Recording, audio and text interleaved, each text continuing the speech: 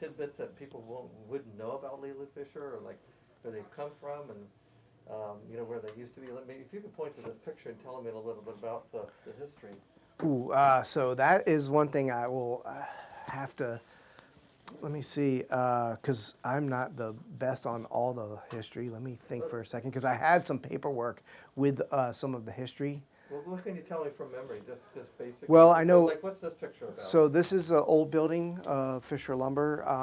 This was I believe this was the store that you went in and ordered all of your lumber, and then you'd go back out here to the yard where you had both sides of the street here.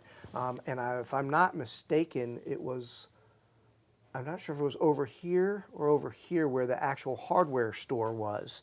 And interesting fact there, Ron Price, who was our general manager for the past 42 years before I took over last year, his father worked, I believe, and I could be wrong, but I believe his father worked in the hardware portion many, many, many years ago. Don Hershey, who's the owner now, would get into the railroad cars would deliver the lumber, and the only way to get the lumber out of the railroad cars is you have to climb into them and hand it out, and you put it on carts, and then the forklifts would come and pick them up. And that was some extremely difficult, dirty, hot, sweaty work, cold in the winter, hot in the summer. And that is how the owner of the company, how he got his start doing that as a youngster, and worked his way all the way up to being the man that runs the show day in and day out. And he's here 12 hours a day, every day. His father before him, Harold Hershey, was the same way. Worked till he was about 94 years old in this very office here. 10 hours a day, every single day of the week he was here working. So they come from a long line of just amazing men who are hardworking, hard workers, have been a part of this community for a long, long time. Right here we have pictures of some of our old drivers and our old trucks. We actually have one of these old trucks still sitting out back right now. So that's pretty amazing, maybe because we don't like to get rid of anything. And let's see here. So Fisher Lumber was established as Fisher Lumber in 1947. Before that, it was Oscar Johnson Lumber. And way, way before that, it was even, I want to say Blanchford, but we're going so far back that I would, way before my time. We're talking back in Civil War times. But in continuous operation since 1894, and as Fisher Lumber since 1947.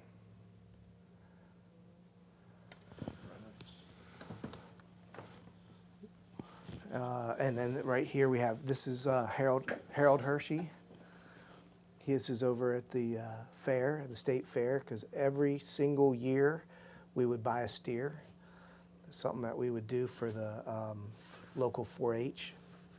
That's another way that we gave back to the community. Every single year we were a staple at the fair. We would buy a steer from those kids.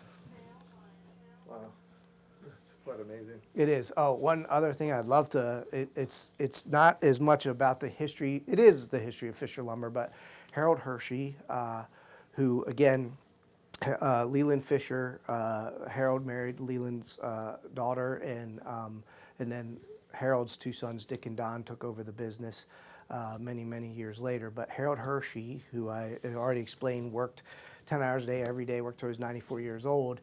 He was in World War II. He was a photographer in World War II, all over the place in World War II. And some of the most amazing pictures. This is him right here in Italy in 1944. Point that down a little bit. Yep. Perfect. Yeah, take the shadow. Oh wow. So where is he? Can you point to him? Sure. That is Harold right there on the end. We could hold it down. Right there. Wow. Yeah, and you might recognize this woman. Harold took this picture of her. Ingrid Bergman in France in 1944. Harold took that picture. In fact, some of the pictures that Harold has taken are in the Smithsonian right now. Dick and Don donated them to the Smithsonian because some of them are just so neat in the pictures he took. So he has such a, Harold just has such a long history of amazing service to the country, to the local community, and it is my intention and my hopes that I can continue Fisher Lumber on, continuing to contribute to the local community, continuing to grow, and just be everything that we can be for many years to come. So, Would you go ahead and state your name again? And sure. I'm Tim Allen, General Manager here at Fisher Lumber Company. Sorry, I had